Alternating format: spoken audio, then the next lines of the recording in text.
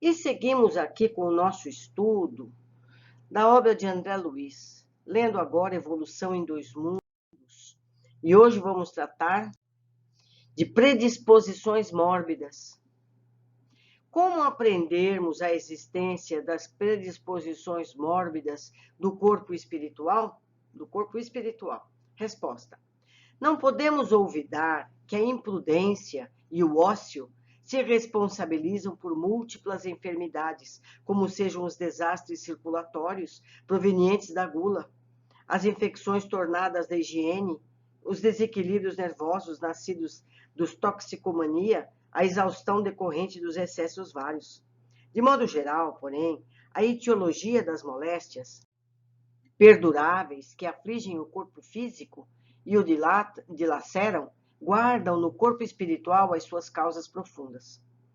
A recordação dessa ou daquela falta grave, mormente daquelas que jazem recalcadas no espírito, sem que o desabafo e a corrigenda funcionem por válvulas de alívio às chagas ocultas do arrependimento, cria na mente um estado anômalo, que podemos classificar de zona de remorso, em torno da qual a onda viva e contínua do pensamento passa a enovelar-se em circuito fechado, sobre si mesma, com reflexo permanente na parte do veículo psicossomático, ligada à lembrança das pessoas e circunstâncias associadas ao erro de nossa autoria.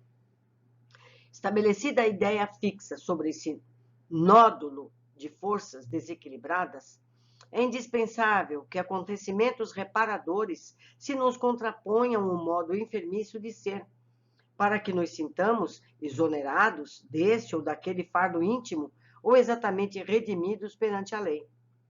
Essas enquistações de energias profundas, no imo de nossa alma, expressando as chamadas dívidas kármicas, por se filiarem a causas infelizes que nós mesmos plasmamos na senda do destino, são perfeitamente transferíveis de uma existência para outra.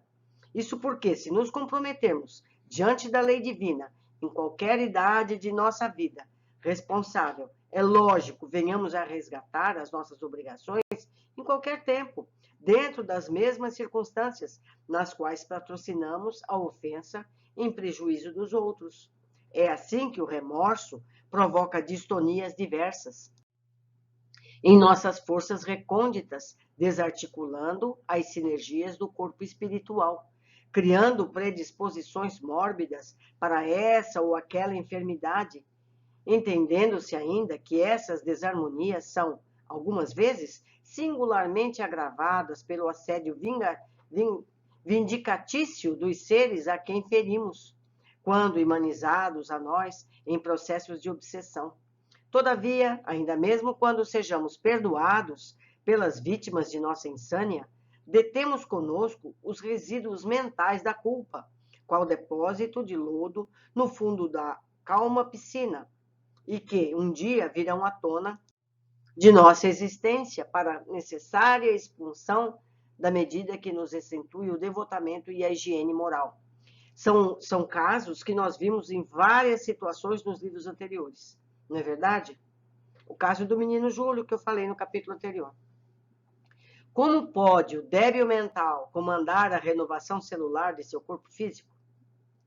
Resposta: não será lícito esquecer que, mesmo conturbada, a consciência está presente nos débeis mentais ou nos doentes nervosos de toda a espécie, presidindo, ainda que de modo impreciso e imperfeito, o automatismo dos processos orgânicos.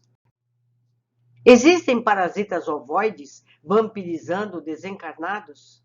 Sim, nos processos degradantes da obsessão vindicativa, nos círculos inferiores da Terra, são comuns semelhantes quadros, sempre dolorosos e comoventes pela ignorância e paixão que os provocam. Também vimos casos nos livros anteriores.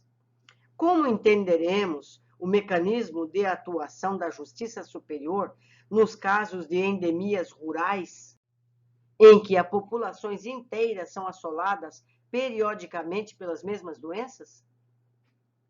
As endemias são quase sempre doenças que graçam numa coletividade ou numa região, dependendo de causas simplesmente locais. Devemos, assim, recapitulá-las. Não obstante os casos kármicos individuais que se agravam por influência delas, no quadro das conquistas higiênicas que o homem é naturalmente obrigado a realizar por si, como preço devido ao progresso comum.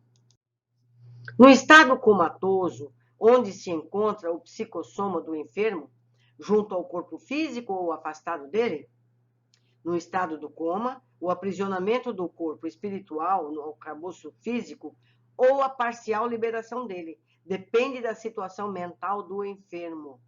Nos casos de EQM, que é situação de quase morte, nós vemos vários casos desses. Vocês podem procurar que vão ter um ensinamento fantástico com esses casos. Quais os principais métodos usados na espiritualidade para o tratamento das lesões do corpo espiritual?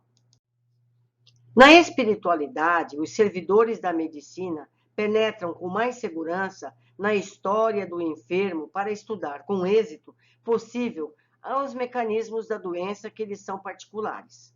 Aí, os exames dos tecidos psicossomáticos com aparelhos de precisão, correspondendo às inspeções instrumentais e laboratoriais em voga na Terra, podem ser enriquecidos com a ficha kármica do paciente, a qual determina quanto à reversibilidade ou irreversibilidade da moléstia, antes de nova reencarnação.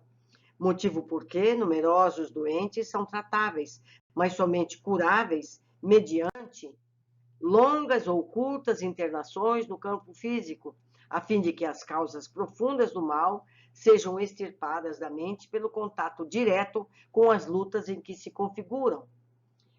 Uriel, portanto, é um médico espiritual. Se utilize ainda, de certa maneira, da medicação que vos é conhecida, no socorro dos desencarnados em sofrimento, porque o mesmo no mundo, todo remédio da farmacopeia humana, até certo ponto, é projeção de elementos quimioelétricos sobre agregações celulares, estimulando-lhe as funções ou corrigindo-as segundo as disposições do desequilíbrio em que a enfermidade se expresse.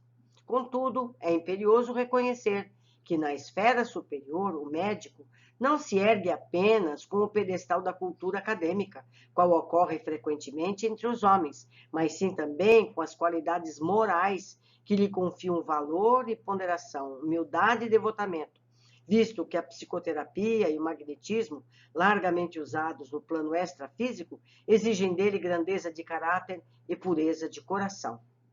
Uberaba, 25 de junho de 1958. Também nos livros anteriores, vimos alguns casos que estão descritos aqui superficialmente e apenas tecnicamente. Meus amigos, mais um capítulo estudado. Eu aguardo vocês no próximo, que é o último capítulo do livro. Um abraço e até breve.